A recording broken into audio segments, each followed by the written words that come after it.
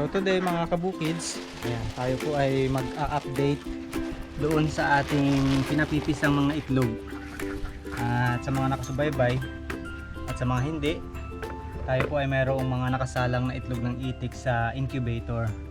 Kaya ngayong araw ay a-update natin. Mamumulot lang muna ako nitong aking mga itlog. Yan ang mga itlog ng ating alagang itik. Ayos pa rin ang pangingitlog nila. Medyo kalat-kalat.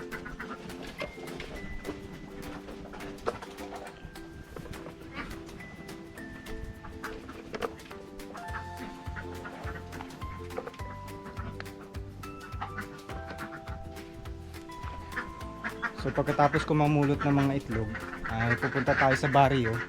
Dahil yung incubator ko po ay nandoon.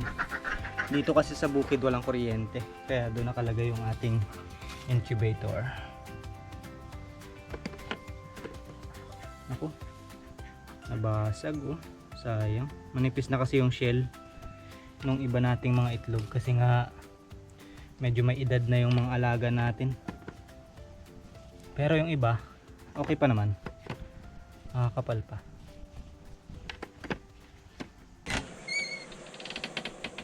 At ito na mga kabukids ang update natin dito sa ating ginawang incubator. Marami na pong laman na itlog yung ating DIY incubator. Magkabila ang side po yan ay meron na pong mga laman. So kung mapapansin po ninyo, meron tayo mga nilagay dyan na mga date.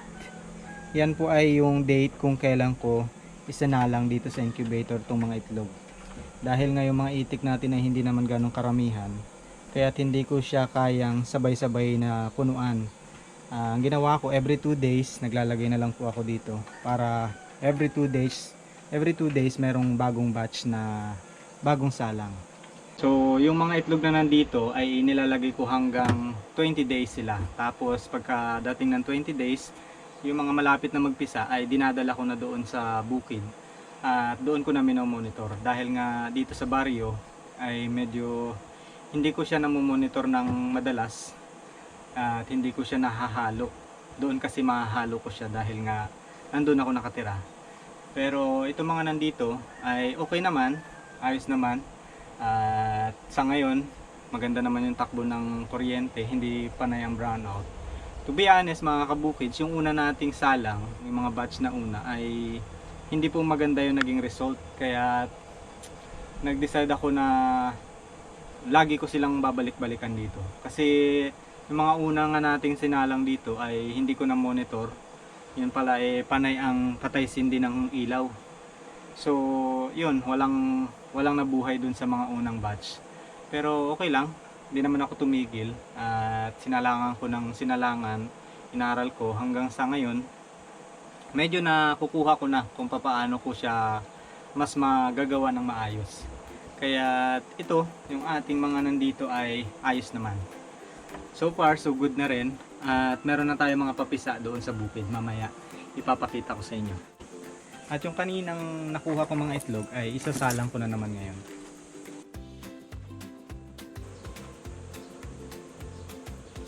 At ito yung ating mga nakuha kanina. Bagong batch na naman ng ating salang ngayong araw. Yan, andito na siya sa mga bandang baba. Nilalagyan ko rin mga kabukids ng palatandaan ng marker para kapag babaligtarin ko yung itlog, alam ko kung nasaan yung ibabaw kanina at yung nasa ilalim.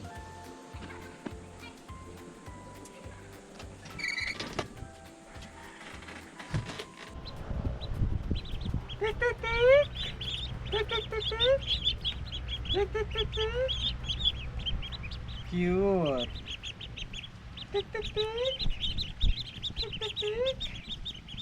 Ayan mga kabukid, so update natin. Pati po yung mga nagpisa ay ito na yung unang batch. Ayan, medyo malalaki na yung una-una. Yung mga una-una. Tapos may mga iba-iba rin na sizes kasi hindi po sila sabay-sabay. Hindi sila magkakabatch. So ito na nga po yung nauna natin. At pinaghiwalay ko na yung mga babae nandito. Ito yung aalagaan ko. Tapos ito yung mga lalaki. Ito kasi mga lalaki ay ibibigay ko doon sa kapatid ko, si Kuya G. Siya naman yung paaalagaan ko or siya yung magpapalaki ng mga lalaki. So, yan, hiniwalay ko na para kasi yung bahay nila eh medyo malayo, dadalhin nila ito.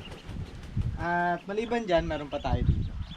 Maliban sa incubator na ginawa natin mga kabukids, gumawa rin ako ng DIY hatching table. Pero hindi talaga siya table eh. Hatching box. Box. Ayan.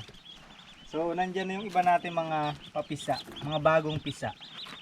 Ayan ang mga tik-tik. Mga cute. Bagong pisa po ito kagabi. Ayan, medyo patuyo na sila. Sisigla na rin. So, ang ginagawa ko kasi mga kabukis, yung mga after doon sa incubator, yung mga malapit na magpisa, dinadala ko dito at nilalagay ko sa ganito.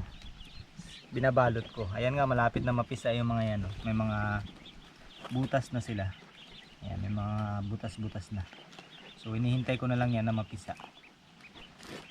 Ayan. Pagkatapos nyan, dito na sila mapipisa. Kaya ito yung nagiging result natin. Sa ngayon, sa ganitong style na ginagawa ko, napipisa ko yung 50% ng itlog na in-incubate ko. So, sa isang tray, 15 piraso yung napipisa. Pero para kasing hindi pa siya sapat na 50% lang yung napapapisa. Kaya meron pa akong in-order na bagong incubator. Automatic yun. So hinihintay ko lang na dumating and sana yun yung maging sagot para mas mataas yung hatching rate na aking makuha. Yan ang ating mga cute na itik, mga bibi. Bibing natin yan na cute. Hello mga kabukids. Hehehe.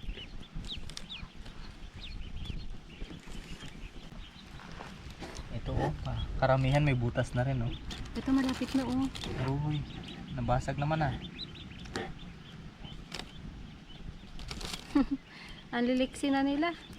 Ayan Ayan, gumagalaw-galaw yung kanyang tuka. So hinihintay-hintay lang natin yan. Kapag hindi nila kaya, tinutulungan ko. Pero hindi ko kagad binubuksan kasi baka mamaya immature. Kailangan pa ma-incubate na maayos. Ayan na, kumakain na, humahanap na ng pagkain. Hello. Ang cute. Ito si Batik. Ito si Batik 2. Ito si Batik 3. Puro mga batik. Ang ganda ng kulay nila, khaki. Ito black, khaki, yellow. Ang kukulit, ang lilikot. Kulit. Ang lilikot na, parang mga pugo.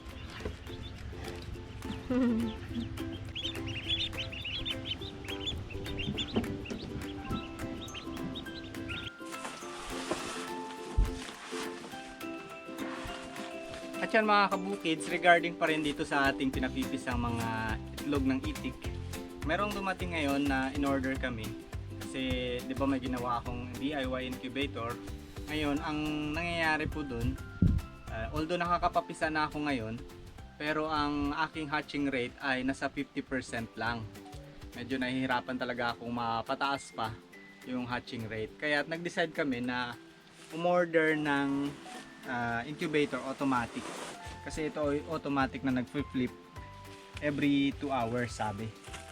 So marami na ring reviews ito sa internet na maganda naman daw, at umorder na rin kami para dito namin ilalagay yung mga eggs na malapit ng mapisa.